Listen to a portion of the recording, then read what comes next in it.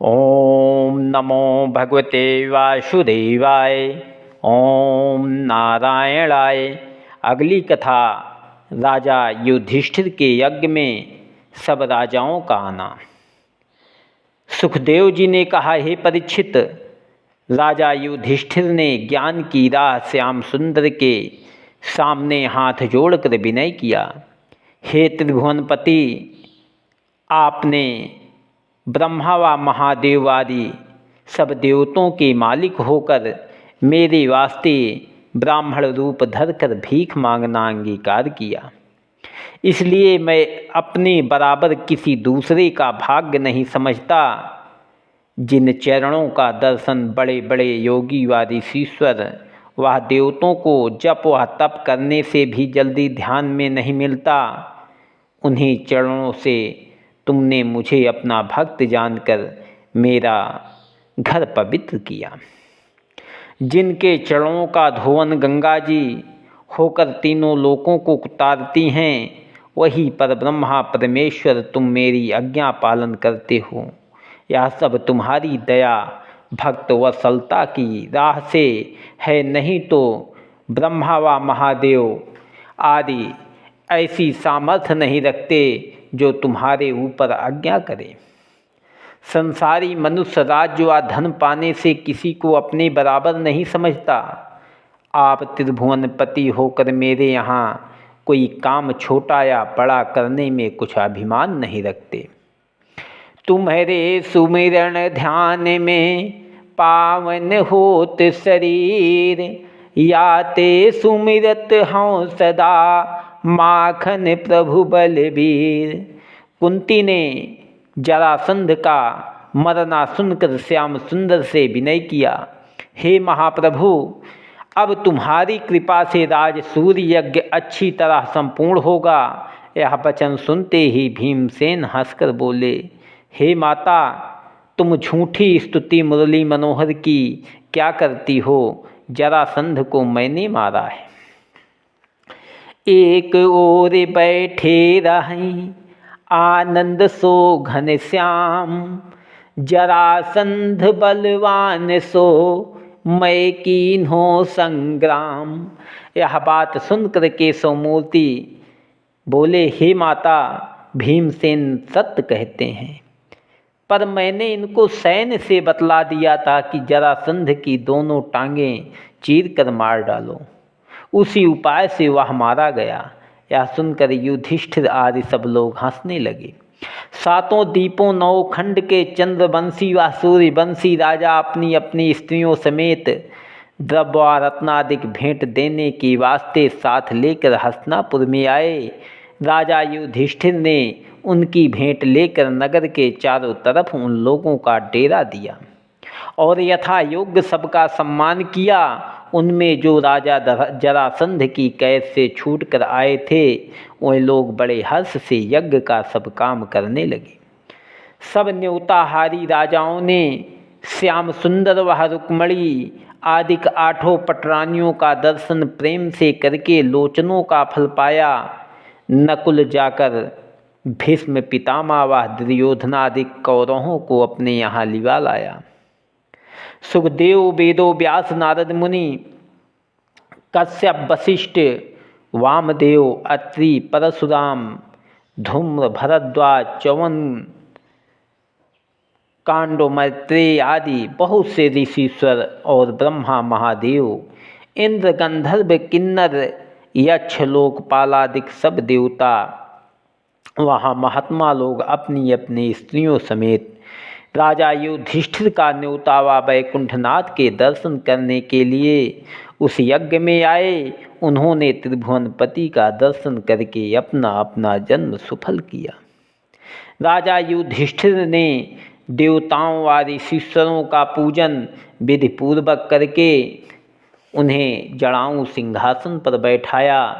उनके सिवा और बहुत से अगणित चारों वर्ण के लोग जो अनेक देशों से वहाँ आए थे, उन लोगों का सम्मान यथा योग्य किया। श्याम सुंदर की यज्ञानुसार यज्ञ का एक एक काम सब राजाओं को बांट दिया।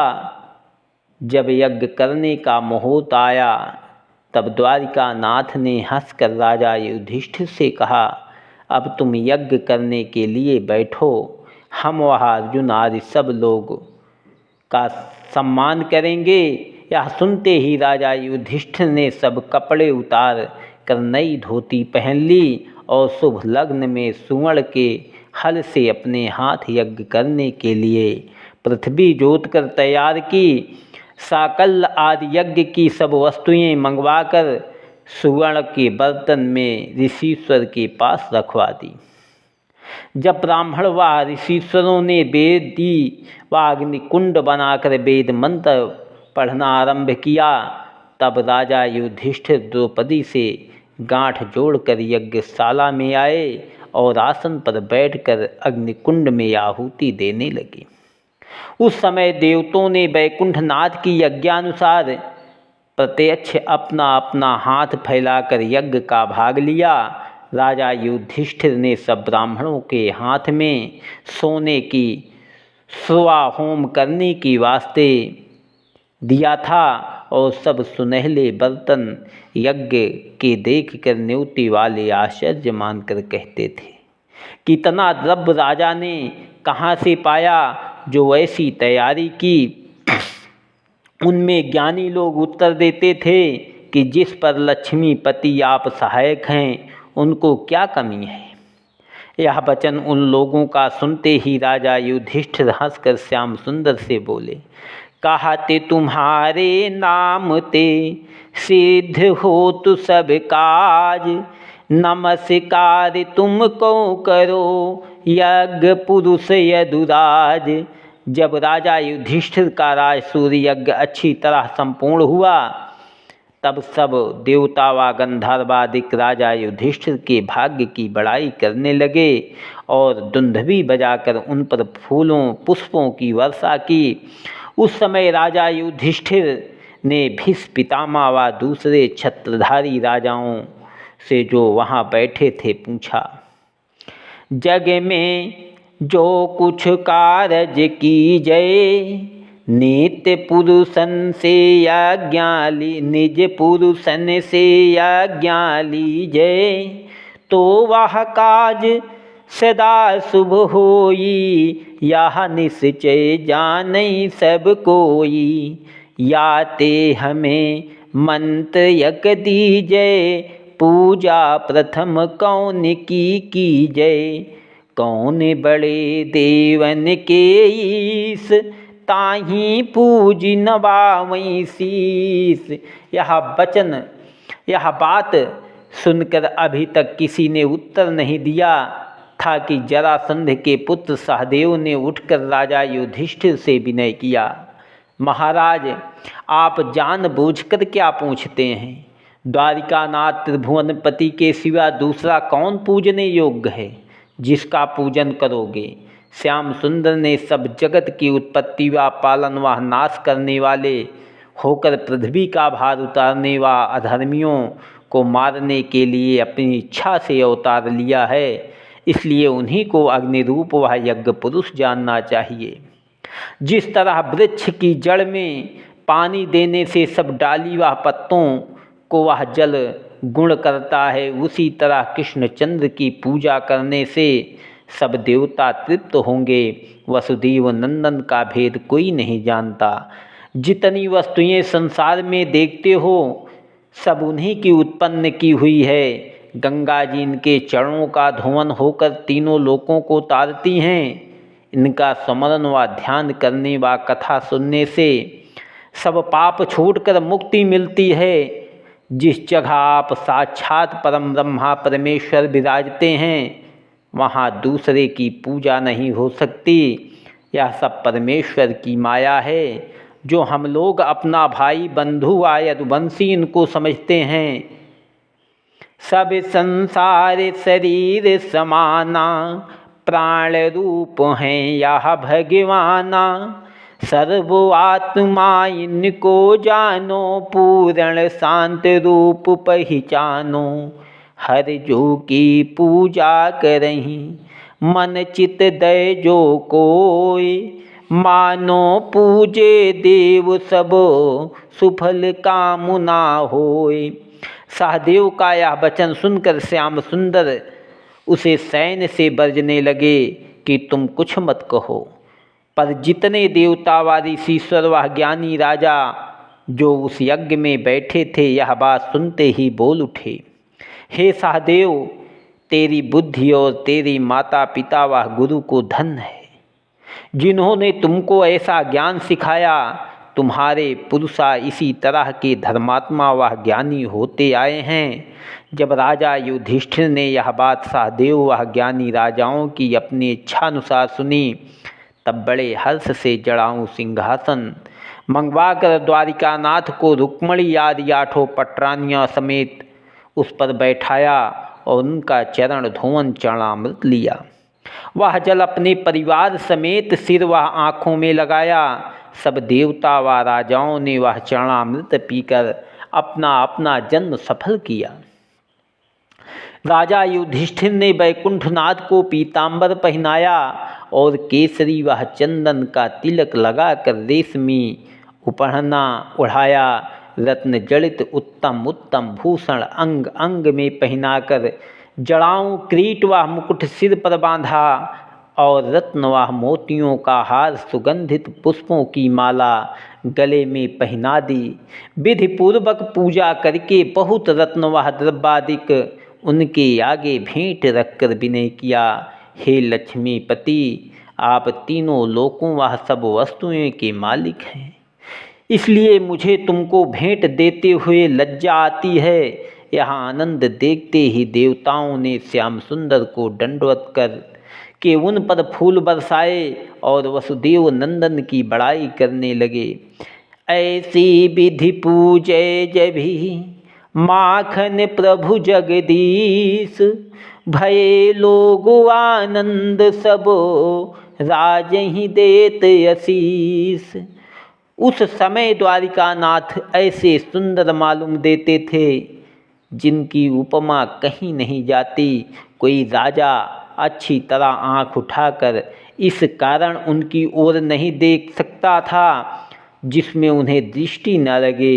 इतनी कथा सुनाकर सुखदेव जी बोले, हे परीक्षित, श्याम सुंदर की पूजा करने से जितने छोटे व बड़े वहाँ पर थे सब प्रसन्न हुए, पर शिशुपाल चंदेली के राजा को यह बात अच्छी नहीं मालूम हुई। वह थोड़ी देर नहीं बोला, फिर कुछ सोच विचार कर अपनी मृत्यु निकट पहुँचने से उठ खड़ा हुआ और क्रोध से सभा में हाथ उठाकर बोला, हे राजा युधिष्ठिर, धृतराष्ट्र, भीष्म पितामह व दुर्योधन आदि तुम लोग बड़े बड़े ज्ञानी व धर्मात्मा होकर ऐसे मूर्ख हो गए कि एक बालक के कहने से श्री कृष्ण जी की पूजा इस तरह की जिस तरह कोई मनुष्य यज्ञ व होम करने की खीर काक को खिला दे। तुम लोग नहीं जानते कि वसुदेव नंदन ने बहुत दिन तक वन में गौ चराकर अहीरों के संग रोटी खाई, पर स्त्रियों के साथ रासलीला करके भोग विलास किया।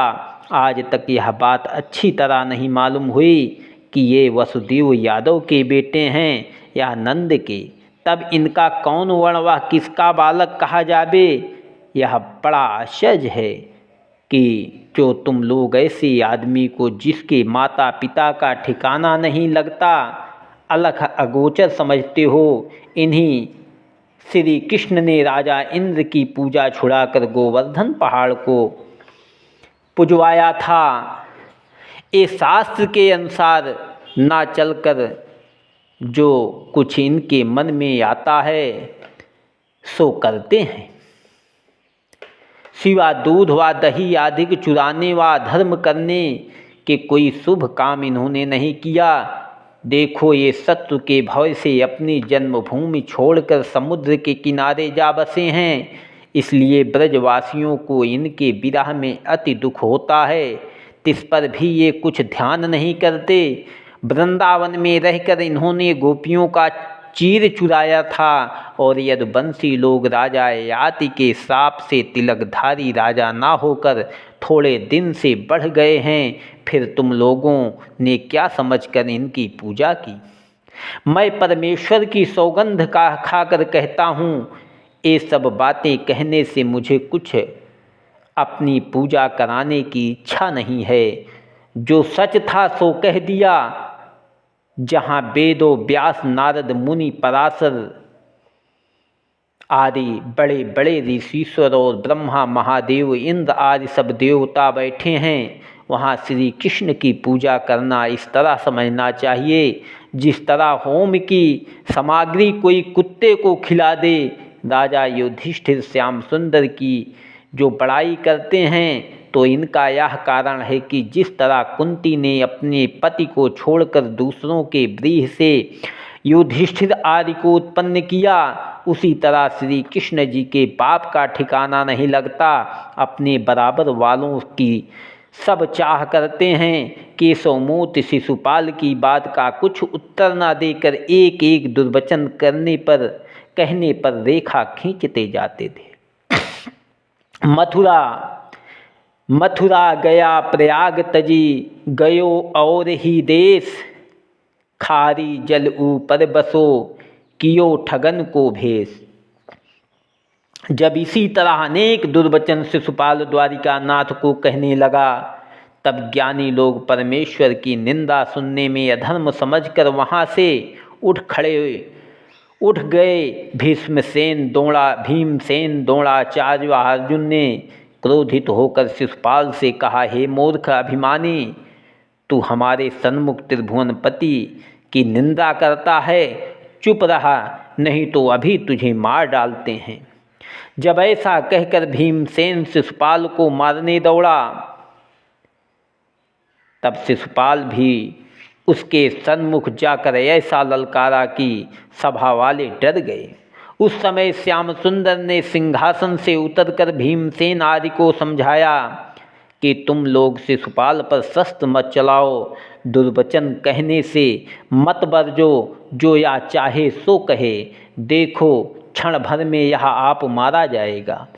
भीमादिक सब को कहो, क्रोधिन की जय आज, निज भ्राता के यज्ञ में विघ्न करो किया काज। जब वैकुंठनाथ ने के बरजने से भीमसेन ने शिशुपाल को नहीं मारा, तब राजा युधिष्ठिर उनसे बोले, देखो शिशुपाल, मेरी सभा में वैकुंठनाथ को तू ऐसा दुर्वचन कहता है, पर क्या करूं, त्रिभुवनपति की आज्ञा बिना कुछ कह नहीं सकता। जब इसी तरह शिशुपाल ने 101 कठोर वचन श्याम सुंदर को कहे और उनके भक्त युधिष्ठिर को भी दुर्वचन सुनाया, तब यशोदेव नंदन ने क्रोधित होकर पूजा की थाली को अपने मंत्र से सुदर्शन चक्र बनाकर शिशुपाल का सिर काट डाला। उसके धड़ से एक ज्योति निकलकर पहले आकाश में जाकर फिर श्री कृष्ण के मुख में समा गई। यह चरित्र देखकर देवताओं ने श्याम सुंदर पर फूल बरसाए और ऋषीश्वर लोग उनकी स्तुति करने लगे। दूसरे राजाओं ने शिशुपाल ऐसे अधर्मी की मुक्ति देखकर बहुत आश्चर्य माना। इतनी कथा सुनकर परीक्षित ने पूछा, हे मुनिनाथ, श्री कृष्ण ने शिशुपाल को ऐसे कठोर वचन कहने पर भी किस तरह मुक्ति दी और 101 रेखा खींचकर उसे मारने का क्या कारण था? सुखदेव जी बोले, हे राजन, यह हाल इस तरह है कि जय व विजय ने सनकादिक के श्राप देने से 3 वेद संसार में जन्म लिया और 3 वेद परमेश्वर से शत्रुता करके मुक्ति पाई। जब पहले उन दोनों ने हिरण्याक्ष व हिरण्यकश्यप होकर देवताओं को दिख दिया, तब नारायण जी ने वाराह व नृसिंह अवतार लेकर उनका वध किया। दूसरी बेर जब रावण व कुंभकर्ण का जन्म पाकर गो ब्राह्मण को दुख देने लगे, तब वैकुंठनाथ ने श्री रामचंद्र जी का अवतार लेकर उनको मार डाला। अब यह तीजय जन्म में, जन्म में भयो एक शिशुपाल, दंत वक्त है दूसरो असुरन को भूपाल। हे राजन, शिशुपाल वह दंतवक्र मुरली मनोहर को अपना शत्रु जानकर दिन रात उनका ध्यान करते थे। इसी वास्ते श्री कृष्ण परब्रह्मा अवतार ने श्राप की अवधि बीतने पर शिशुपाल वह दंतवक्र का सिर सुदर्शन चक्र से काटकर उनको बैकुंठ में भेज दिया। 100 रेखा खींचने का कारण यह है कि महादेवी नाम वसुदेव जी की बहन धमघोष राजा चंदेली को ब्याही गई थी।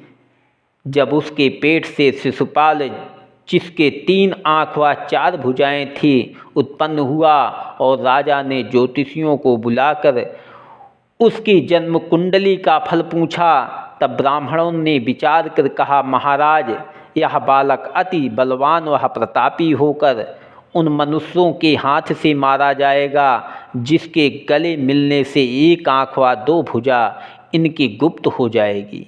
संसार में दूसरा कोई इनको मार नहीं सकता। जब ज्योतिषियों का यह वचन महादेवी ने सुना, तब इस बात की परीक्षा लेने के लिए अपने बेटे शिशुपाल को सबकी गोद में देकर गले लगाने लगी। एक बेर महादेवी शिशुपाल समेत द्वारिका में अपने बाप सूरसेन के यहाँ जाकर थोड़े दिन रही। जब उसने ज्योतिषियों का वचन याद करके अपने बेटे को यदुवंशियों के साथ गले मिलवाया, तब श्याम सुंदर से गले मिलते ही शिशुपाल की 2 भुजा व 1 आँख लोप हो गई। यह दशा देखते ही महादेवी ने विनय पूर्वक कहा, हे द्वारिकानाथ, मैं तुमसे यह भीख मांगती हूँ कि अपनी बुआ के बेटे शिशुपाल को भाई समझकर कभी मत मारना। यह वचन सुनकर त्रिभुवनपति बोले, हे फुआ, मैं तेरे बेटे को 100 अपराध क्षमा करूँगा, अधिक अपराध करेगा तो बिना मारे न छोड़ूंगा। इस बात का वचन महादेवी लक्ष्मीपति से लेकर अपने घर चली गई। उसने यह विचार अपने मन को धैर्य दिया कि मेरा बालक वसुदेव नंदन के 100 अपराध क्यों करेगा। इसी वास्ते श्याम सुंदर ने 100 कठोर वचन शिशुपाल के सहकर उसे मारा और वही गुप्त बात द्वारिकानाथ ने राजसूय यज्ञ में कहकर सब राजाओं का संदेश छुड़ाया था। यह सुनकर परीक्षित ने कहा, हे मुनिनाथ, अब आगे कथा सुनाइए। सुखदेव जी बोले, हे परीक्षित, जब राजा युधिष्ठिर का यज्ञ अच्छी तरह संपूर्ण हुआ, तब उन्होंने न्योताहारी राजाओं को उनकी स्त्रियों समेत यथा योग्य उत्तम उत्तम भूषण व वस्त्र देकर विदा किया और वे लोग आनंद पूर्वक अपने अपने घर को गए। जितने छोटे बड़े उस यज्ञ में आए थे, वे लोग राजा युधिष्ठिर से ऐसे प्रसन्न हुए कि किसी का मन घर जाने को नहीं चाहता था। पर राजा दुर्योधन को धर्मपुत्र की बड़ाई सुनकर और प्रताप देखकर ऐसी डाह हुई कि क्रोधित होकर अपने घर चला गया। ओम नमो भगवते वासुदेवाय। ओम नारायणाय नमः।